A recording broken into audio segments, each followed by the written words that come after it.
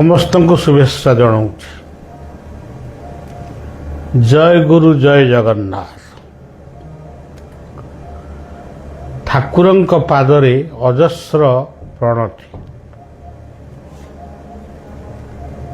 ଏ ଜୀବନ ସାରା ତାଙ୍କ ପାଦରେ ଯେତେ ପ୍ରଣତି ଦେଲେ ବି ତାହା ତାଙ୍କ ପାଇଁ ବହୁତ କମ୍ ହେବ। ଆମ ଭଳି କୋଟି କୋଟି ଲୋକ ତାଙ୍କୁ ପ୍ରଣାମ ଜଣାଉଛନ୍ତି। ହିନ୍ଦୁ ମନ୍ତ୍ରରେ, ଇସଲାମ ମନ୍ତ୍ରରେ, ଖ୍ରୀଷ୍ଟିଆନ ମନ୍ତ୍ରରେ, ଶିଖମାନେ ଶିଖଙ୍କ ମନ୍ତ୍ରରେ, ବୁଦ୍ଧିଷ୍ଟମାନେ ବୁଦ୍ଧଙ୍କ ମନ୍ତ୍ରରେ, ସମସ୍ତଙ୍କ ମନ୍ତ୍ରରେ ସେ ଠାକୁରଙ୍କୁ ପ୍ରାର୍ଥନା କରୁଛନ୍ତି। ତାହା ଯେ ବେଶୀ ହେଇଯାଉଛି ସେ କଥା ଭାବିବା ଉଚିତ। ଦେଖ ଏ ଯେତେ ନଦ ନଦୀ ପ୍ରବାହେ ମିଳନ୍ତି ଜଳଧି। ତେବେ ଯେତେବେଳେ ନଦ ନଦୀର ଜଳ ଗୁଡ଼ିକ ମାନେ ଚିରସ୍ରୋତା ହଉ ବା ଖରସ୍ରୋତା ହଉ ବା ବନ୍ୟା ପୀଡ଼ିତ ହଉ ଯାହା ହଉ, ସେମାନେ ସମୁଦ୍ର ଭିତରେ ମିଶୁଛନ୍ତି। ସମୁଦ୍ରରେ କେବେ ବନ୍ୟା ଆସୁନି। ସମୁଦ୍ର ଭଳି ଯାହା ଥିଲା ତାହା ଅଛି ଏବଂ ରହିବ। ଏବେ ଯେଉଁ ବେଳେବେଳେ ସୁନାମି ଦେଖାଯାଉଛି, ସମୁଦ୍ର ଅଶାନ୍ତ ରହୁଛି, ତୋଫାନ ବାରମ୍ବାର ଆସୁଛି, ଏସବୁ ମାନବକୃତ, ମଣିଷକୃତ। ପର୍ଯ୍ୟାବରଣ ବା ପୃଥିବୀର ସୁନ୍ଦର ପରିବେଶ, ମନୋରମ ପରିବେଶକୁ ମଣିଷ ଯେତିକି ଧ୍ୱଂସ କରୁଛି, ସେତିକି ସମୁଦ୍ର ତାର ତାଣ୍ଡବ ସୃଷ୍ଟି କରୁଛି। ଆମେ ଗଛଟିଏ ଲଗାଇବା ପାଇଁ ଆମକୁ କଷ୍ଟ, କିନ୍ତୁ ଗୋଟିଏ ମନ୍ଦିର ତୋଳିବା ପାଇଁ ଲକ୍ଷ ଲକ୍ଷ କୋଟି କୋଟି ଟଙ୍କା ଆମେ ଖର୍ଚ୍ଚ କରୁଛୁ।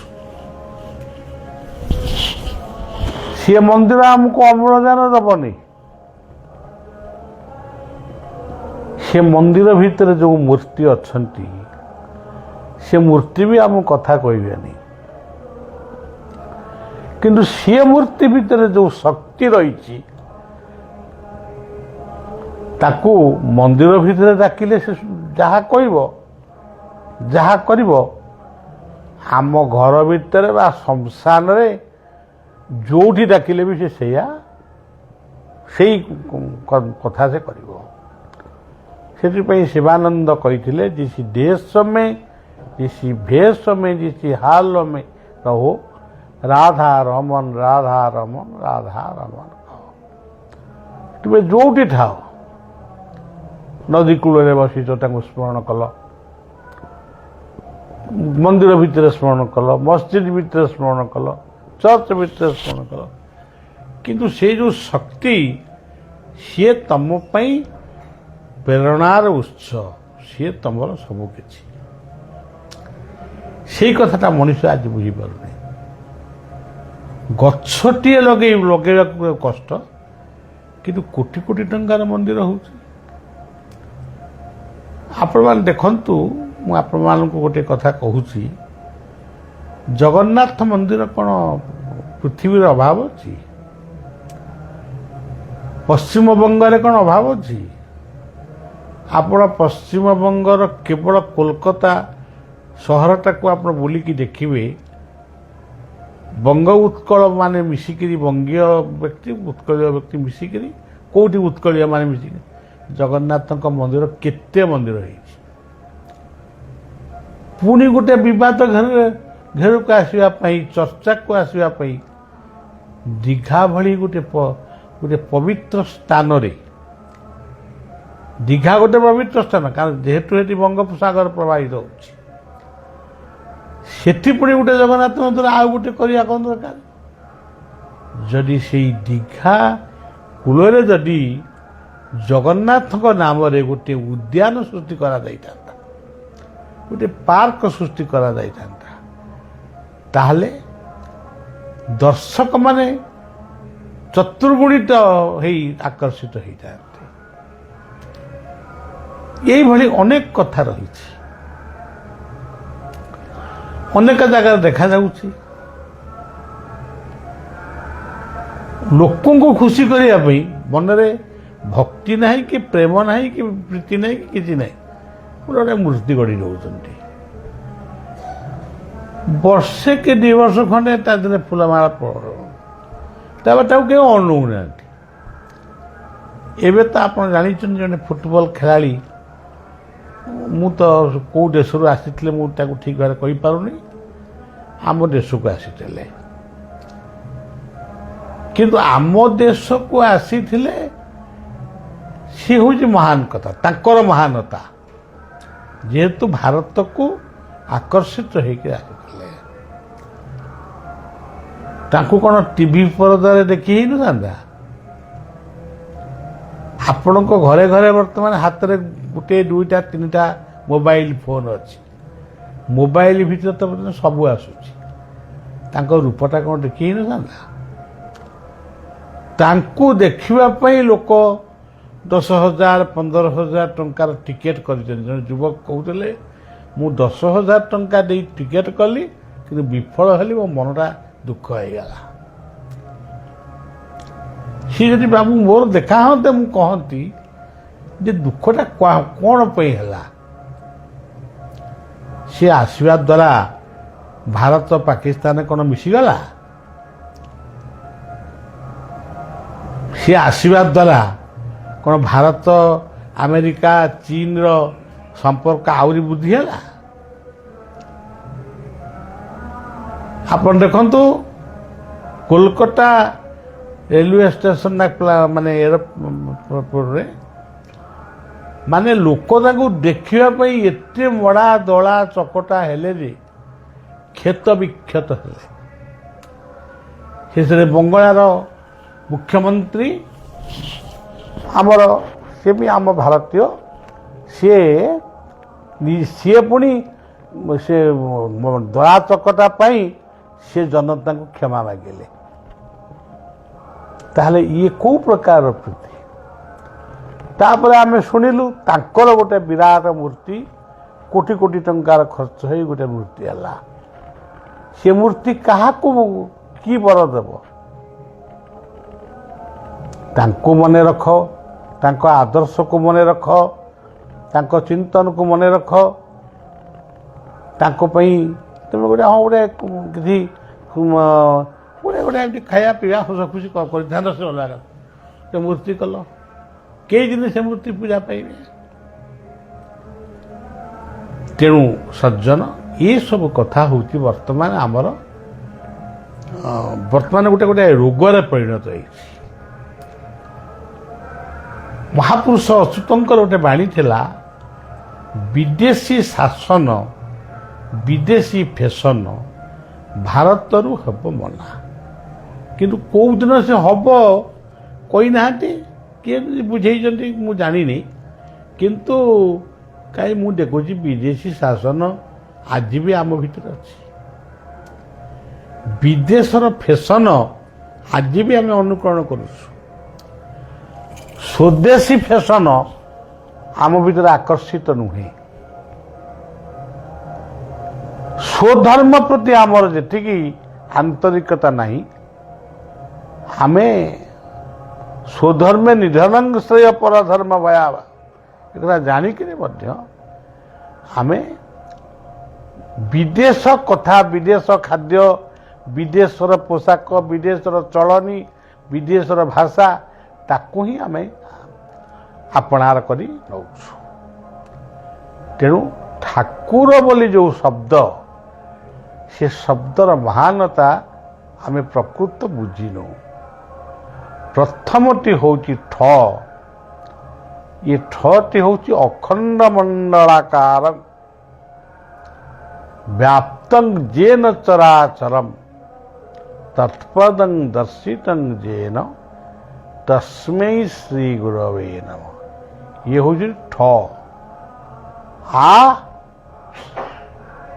आत्मा जे अति निजर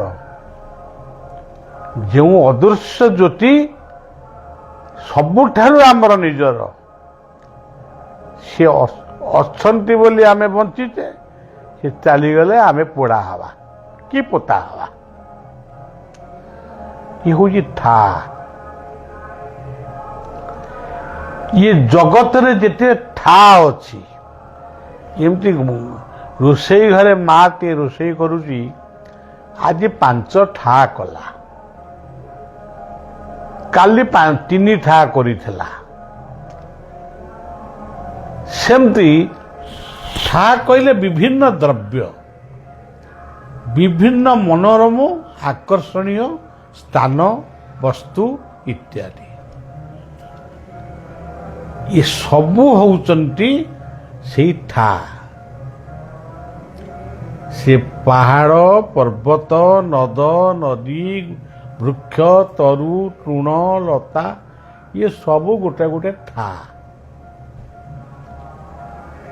सबू देश गोटे गोटे था सबू राज्य गोटे गोटे था। पाकिस्तान रे कौन केतोटी राज्य थिला ताकू 24 ना केती राज्य करिवे बोली एबे घोषणा करूछंती तामाने जागा सेतिकी ता भीतर मन केतक पळे आसे चेष्टा करूछन जा होउची कि ताकर अंतर्द्वंद कथा आमे ताकू किछि कहया उचित नुहे किंतु सेतिकी लोक गुणे ठा करिया कोन दरकार। धरतु ओडिशा गोटे राज्य ओडिशा को आमे 3 भाग करवा कि ओडिशा जेडिकी सेडिकी जेडिकी थिला सेडिकी किंतु गोटे ये गोटे राज्य है सी गोटे राज्य है सी गोटे राज्य है तेणु सब बेले ठा कहले द्रव्य ठा कहले माने जहाँ आम दुनिया रे देखुचे सी हूँ ठा कु कहले पृथ्वी से कुत्सित मार्ग से कुमन से सब पुराना कथा सब ताकू मने रखंतु किंतु कु कहले पृथ्वी पृथ्वीर जे अधीश्वर से हूँ ठाकुर। र कहले रस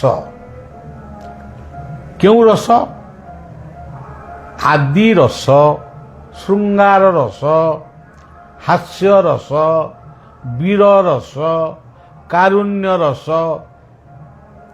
एमती विभिन्न प्रकार रस जे जो रस रे मातिले से सही प्रकार रसिक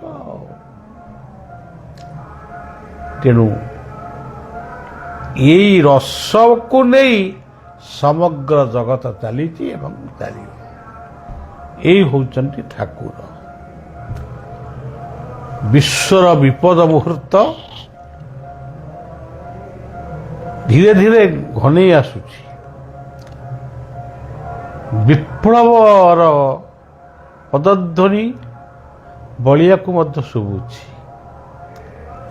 सेथिपाई 2टी मंत्र आसीथिले काली कहिथिली पुरी आज कहूची ये 2टी मंत्र को मन रखी पढ़िबे निज निज इष्ट को प्रणाम जणाइबे।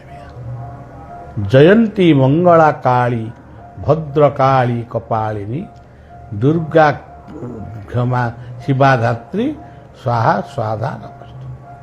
आउ गोटे गीतार श्लोक वायुर्जम अग्नि वरुण शशांक प्रजापतिष्ठं प्रपीतामहश्च नमो नमस्ते तु सहस्र कृत्वा पुनश्च भूयोपि नमो नमस्ते।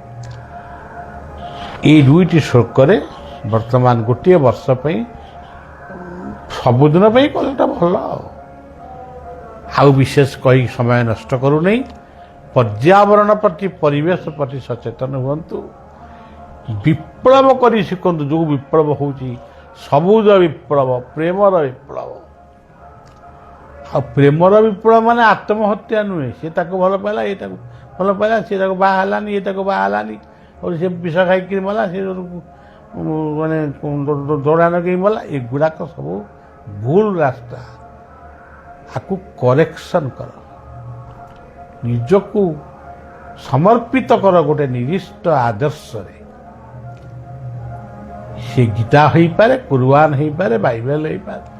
ଗୋଟେ ଜୀବନକୁ ଗୋଟେ ଆଦର୍ଶ ଭିତରକୁ ନିଅ, ଆଉ ଆଦେଶକୁ ପାଳନ କର, ଗୁରୁଙ୍କ ଆଦେଶକୁ। ଆମେ ହିନ୍ଦୁ, ଆମେ ଗୁରୁଙ୍କ ଆଦେଶକୁ ପାଳନ କରିବା। ଆମେ ବେଦ, ବେଦାନ୍ତ, ଗୀତା, ଭାଗବତର ଆଦେଶକୁ ପାଳନ କରିବା। ଆଉ ଆମେ ଏସବୁ ନ କରି ଆତ୍ମହତ୍ୟା କରିବା। କିଏ କାହାକୁ ସ୍ୱାମୀ ମାରିଦେଲାଣି ନା ସ୍ତ୍ରୀ କି, ସ୍ତ୍ରୀ ମାରି ଦେଉଛି ସ୍ୱାମୀ କି, ଇଏ କ'ଣ? କିଏ ନିଜର ସନ୍ତାନମାନଙ୍କୁ ନେଇ କୁଆଡ଼େ ପଳାଉଛନ୍ତି, ଏଗୁଡ଼ା ସବୁ କ'ଣ? ଏସବୁ କେଉଁ ବହିରେ ଲେଖା ଅଛି? ଆତ୍ମହତ୍ୟା ମହାପାପ। ଆତ୍ମହତ୍ୟା କର ନା, ଆତ୍ମସମୀକ୍ଷା କର। ପିଲାମାନେ ଫେଲ୍ ହେଇଗଲେ, ପାଠ ପଢ଼ୁଥିଲେ, ଫେଲ୍ ହେଇଗଲେ, ଆତ୍ମହତ୍ୟା କଲେ, ମାନେ କୁଆଡ଼େ ପଳେଇଲେ। ହେ ଯୁବକ ଯୁବତୀମାନେ, ମୋର ପୁଅ ଝିଅ ଭଳି ମୁଁ ସେମାନଙ୍କୁ ନିବେଦନ କରୁଛି, ଆତ୍ମସମୀକ୍ଷା କର। ମୁଁ କାହିଁକି ଫେଲ୍ ହେଲି? ଏମିତିକି ଖେଳପ୍ରେମୀମାନେ ଯଦି ଭାରତ ହାରିଗଲା, ମୁଁ ଗୋଟେ ଦୁଇଟା ଜାଗାରୁ ଶୁଣିଛି ସେ ଆତ୍ମହତ୍ୟା କରୁଛନ୍ତି। ଏମାନଙ୍କୁ ପାଗଳାମୀ କୁହାଯିବନି ତ କ'ଣ କୁହାଯିବ? ଆତ୍ମସମୀକ୍ଷା କର, ଆତ୍ମଗ୍ଲାନିରୁ ଦୂରେଇ ଆସ। ଏତିକି କହି ମୋର କଥାକୁ ବିଶ୍ରାମ ଦେଉଛି। ଜୟ ଆତ୍ମା, ଜୟ ଠାକୁର, ଜୟ ଶିଶୁ ଅନନ୍ତ, ଜୟ ଗୁରୁ, ଜୟ ବିଶ୍ୱବନ୍ଦ ଜଗନ୍ନାଥ, ଜୟ ସନାତନ, ଜୟ ସର୍ବଧର୍ମ। ଜୟ ଗୁରୁ, ଜୟ ଗୁରୁ।